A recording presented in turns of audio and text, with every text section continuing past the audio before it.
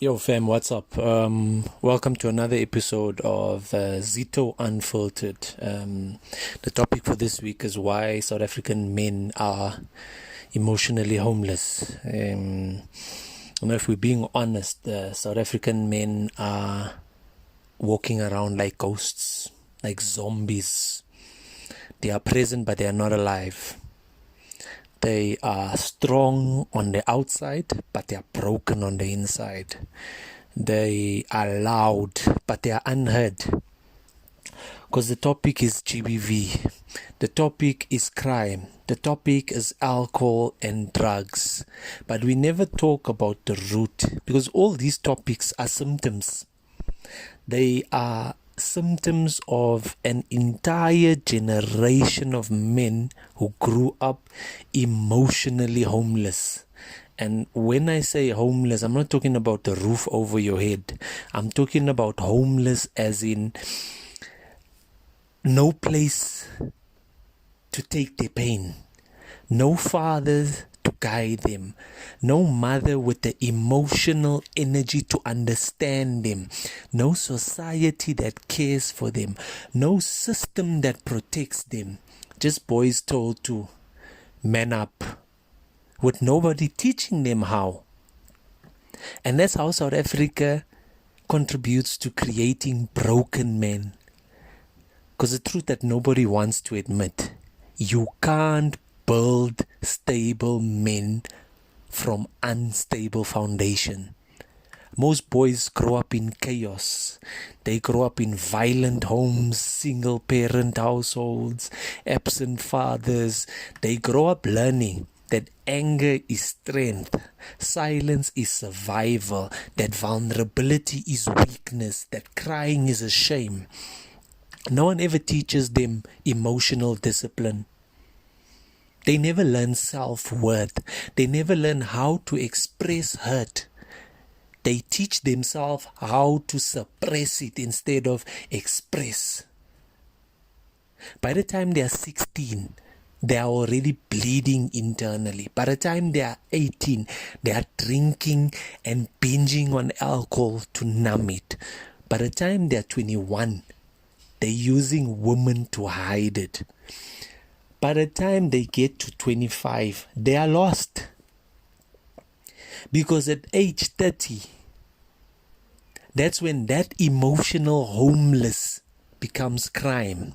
It becomes abuse. It becomes addiction. It becomes violence, depression, and it can even lead to suicide. And when all these things happen, society acts shocked. Shocked, as if we didn't raise these men who have zero emotional tools, zero understanding of how to control their emotions. Because men are expected to protect a world that doesn't protect them. A South African man's life is a contradiction. He must be strong, but he must not feel, mustn't have feelings. He must provide, even when he has nothing to provide. He must be a leader, even when nobody has led him. No one has shown him how to lead. He must fix himself, even though nobody taught him how to build anything. You know, when women break down publicly, they get support, there's hashtags flying, there's movements created, there are communities that are there to support them. But for men, they have to break down privately. And when they fall, we call them weak. We mock them. We shame them. Men are not celebrated for healing. They're only celebrated for suffering quietly. The world tells men to express yourself, but then they use your expressions and then they punish you with that very same expression that they asked of you. If a man opens up, oh, he's soft, oh, he's needy, oh, he's not a real man. Many men learned from a very young age that emotions can cost them respect. They shut down. And a shut down man becomes a danger not only to himself, but also to the people around him.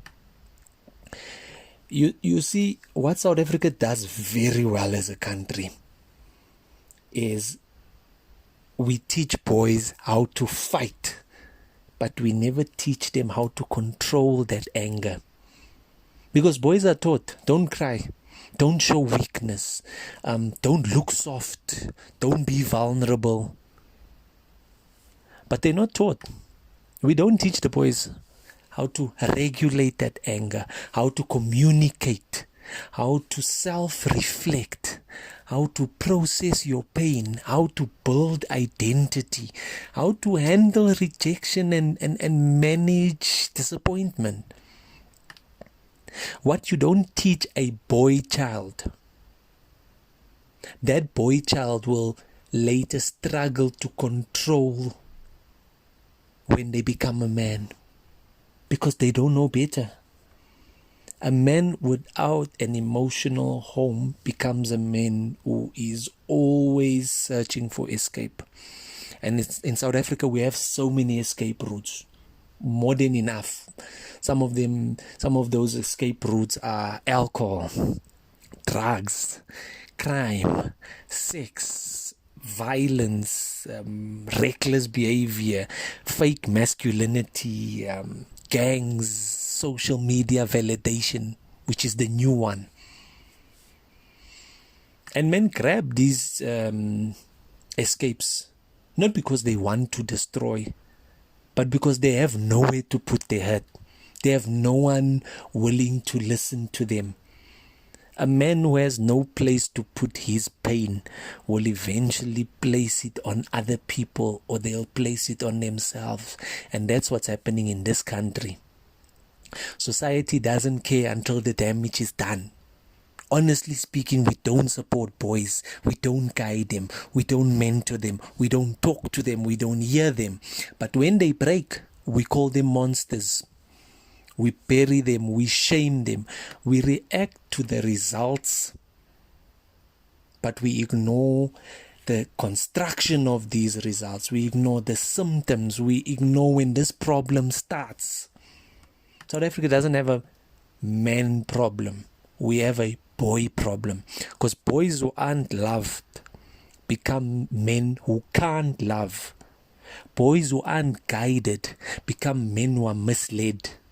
Boys who aren't fathered become men who father painfully or who father resentfully. Boys who aren't heard become men who lash out at every opportunity that they get. Men don't become emotionally homeless when they are aged 25.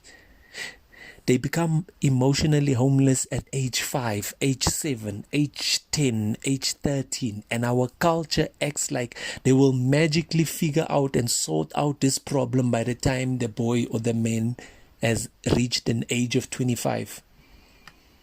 Now you're probably asking, what's the solution? It's definitely not conferences. It's definitely not hashtags. And it's also definitely not, it might assist, but it's not speeches. It's actually presence. Be present for the boy child. Guide him. Mentor him. Structure him. Rebuild. Men as well need to rebuild what it is to be a father. We need to make fatherhood fashionable. We need to rebuild male identity. And we need to give young boys a safe emotional home. Because if we don't fix the boy child, trust me, we are not going to be able to fix the man. And if we don't fix the man, we will never be able to fix the country. Until we address all that, South Africa will keep raising emotionally homeless men who go out into a world that expects them to build what no one has ever taught them. Mr. to the number one motivators outside of the equator. Sharpen away.